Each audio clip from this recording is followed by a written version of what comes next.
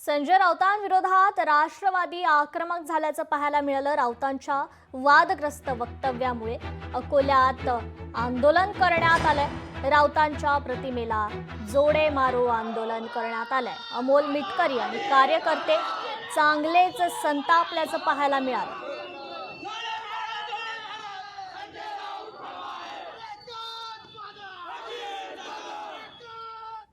एखादा व्यक्ती वारंवार भुंकत असेल तर त्या भुंकणाऱ्या व्यक्तीचं तोंड लोकशाही पद्धतीने बंद करण्यासाठी राष्ट्रवादी काँग्रेस पक्षाचं अकोला जिल्ह्याच्या वतीने हे आंदोलन होतं। 100 दाऊद आणि 1 राऊत असा जो नारा आम्ही दिला त्याच्या मागचं कारण संजय राऊतांचा डीएनए हा दाऊद इब्राहिमचा आहे का हे तपासलं पाहिजे। कारण राऊत हे दाऊदचे औलाद आहेत असं सातत्यानं सोशल मीडियावर सांगितलं जातं। त्यामुळे अशा विकृत माणसाची विकृती ठेचली पाहिजे म्हणून संजय राऊत यांच्या विरुद्ध राष्ट्रवादी काँग्रेस पक्षानं हे आंदोलन केलेलं आहे।